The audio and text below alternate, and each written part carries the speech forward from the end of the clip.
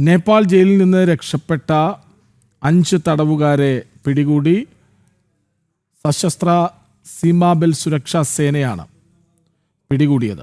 ഉത്തർപ്രദേശിലെ ഇന്ത്യ നേപ്പാൾ അതിർത്തി മേഖലയായ സിദ്ധാർത്ഥ് നഗറിൽ നിന്നുമാണ് തടവുകാർ പിടിയിലായത്. കാഠ്മണ്ഡുവിലെ ജയിലിൽ നിന്ന് കലാപത്തിനിടെ 572 തടവുകാർ രക്ഷപ്പെട്ടു. വിവരങ്ങളുമായി ഡൽഹിയിൽ നിന്നും എസ് നന്ദഗോപൻ ഒപ്പം ചേരുന്നു. നന്ദഗോപൻ, എന്താണ് വിവരങ്ങൾ?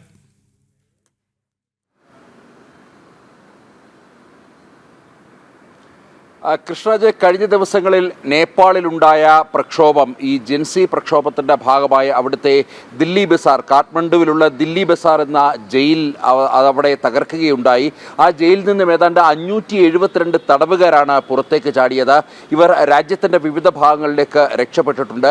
മാത്രമല്ല, ചില തടവുകാർ ഭാരതത്തിന്റെ അതിർത്തി കടന്ന് രാജ്യത്തേക്ക് കടക്കാൻ, ഇന്ത്യയിലേക്ക് കടക്കാൻ ശ്രമിക്കുന്നു എന്നുള്ളത്, അല്ലെങ്കിൽ അത്തരം ശ്രമമുണ്ടാകുമെന്നുള്ളത് നേരത്തെ തന്നെ രഹസ്യാന്വേഷണ വിഭാഗത്തിന് റിപ്പോർട്ടുണ്ടായിരുന്നു. അതിർത്തിയിൽ മുഴുവൻ മേഖലകളിലും ജാഗ്രതാ നിർദ്ദേശം നൽകിയിരുന്നു. പ്രത്യേകിച്ച് ഈ നേപ്പാളുമായി അതിർത്തി പങ്കിടുന്ന സിക്കിം, അതേപോലെ തന്നെ ബീഹാർ, പശ്ചിമ ബംഗാൾ അടക്കമുള്ള സംസ്ഥാനങ്ങൾക്ക്, ഉത്തർപ്രദേശും ഉത്തരാഖണ്ഡും അടക്കമുള്ള സംസ്ഥാനങ്ങൾക്ക് ജാഗ്രതാ നിർദ്ദേശം നൽകിയിരുന്നു.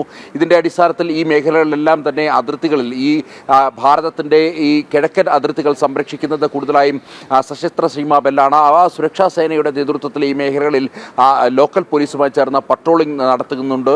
ഇതിന്റെ ഭാഗമായി നടത്തിയ പെട്രോളിംഗിലാണ് ഈ ഉത്തർപ്രദേശിലെ സിദ്ധാർത്ഥ് നഗറിൽ നിന്നും 5 പേരെ, ഈ 5 പേർ നേപ്പാൾ സ്വദേശികളാണ്. ഇവർ വലിയ കൊടിയ കുറ്റങ്ങൾക്ക് അവിടെ ഈ നേപ്പാളിലെ ദില്ലി ബസാർ ജയിലിൽ, കാഠ്മണ്ഡുവിലുള്ള ജയിലിൽ തടവിൽ അനുഭവിക്കുന്നവരായിരുന്നു.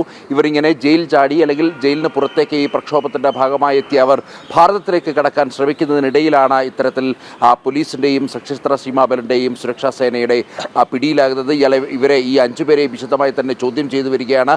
ഈ മേഖലകളിലേക്ക് കൂടുതൽ ആൾക്കാർ, ഈ തടവുകാർ മാത്രമല്ല, ഈ കലാപത്തിന്റെ പശ്ചാത്തലത്തിൽ കൂടുതൽ നേപ്പാളിൽ നിന്നുമുള്ളവർ ഈ മേഖലകളിലേക്ക് കടക്കുവാനുള്ള സാധ്യത നിലനിൽക്കുന്ന ഒരു പശ്ചാത്തലത്തിൽ ഈ അതിർത്തി പങ്കിടുന്ന മുഴുവൻ സംസ്ഥാനങ്ങൾക്കും, പ്രത്യേകിച്ച് ഈ പശ്ചിമ ബംഗാൾ, ബീഹാർ, അതേപോലെ തന്നെ സിക്കിം, ഉത്തർപ്രദേശ്, ഉത്തരാഖണ്ഡ് അടക്കമുള്ള സംസ്ഥാനങ്ങൾക്ക് കേന്ദ്രം ജാഗ്രതാ നിർദ്ദേശം നൽകിയിട്ടുണ്ട്.